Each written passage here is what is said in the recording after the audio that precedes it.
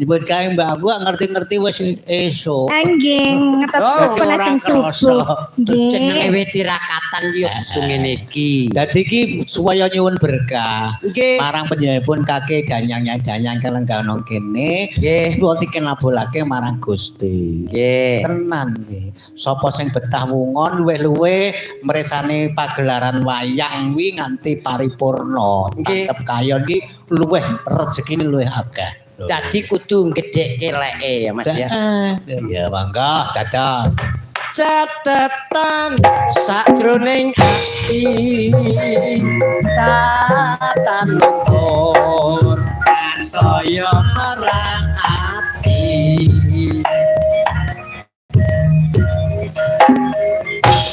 aku kowe dadi garwa mereka leren nang gubuk asmara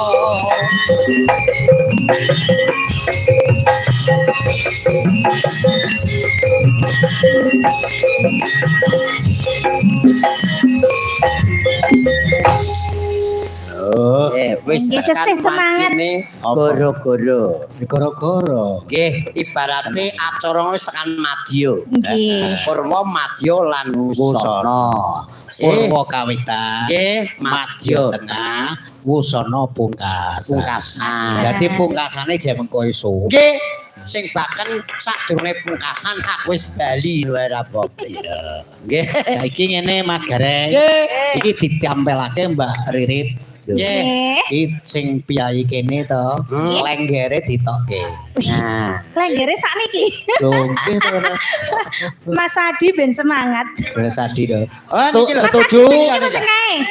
Setuju sedulur. Nggih. Cek. Lenggeran Kita kebumen mau barang. karo Nduk sinten? Apa? Ini Nduk karo sama Kakak Mbak Ririt. Lita, Apa, Mbak?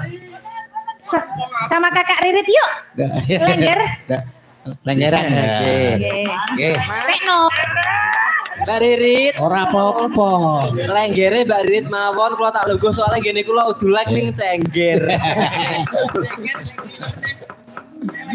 Jadi kalau semanten niku Mbak Ririt iki wis terkenal. Heeh. Wonten ing Campur Sari, Heeh. Sanggabuana. Loh, aku Mbak nang ngene Noni ya mesti ana Mbak Ririt. Nggih.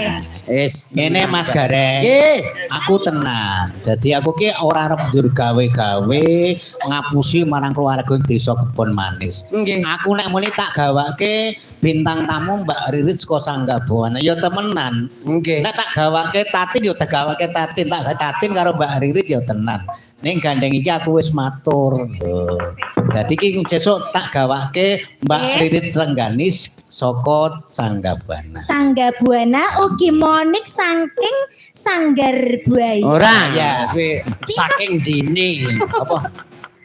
Iki ya, Mbak Monika sanggar sanggar buaya. Sanggabuaya. Nek ora sanggar buaya, sanggar bubra. Ya, Sanggar ayah mama budaya. kali iki lho ya. Ayahmu ki sing ndi Ayah Jumari apa Ayah Adi? Kabeh Mbak. Pawit. Yo. Ayah pamit. Anu Mas Gareng, Nggih. matur dibawane apa langsung karo para sesepuh sing padha wungon. Alah tukang Pak ojek iki langsung apa? napa dibawa nih? Langsung nggih? Pak Bu. Langsung cus nggih? Wah, langsung cus ya Mas. Berarti langsung OTW. Langsung OTW. Ojo takon wae maksudnya. Ah, iya. Yo, monggo rencang-rencang berbelaras. Monggo. Monggo, dados. Enro tombo mijil kene bos. Hey!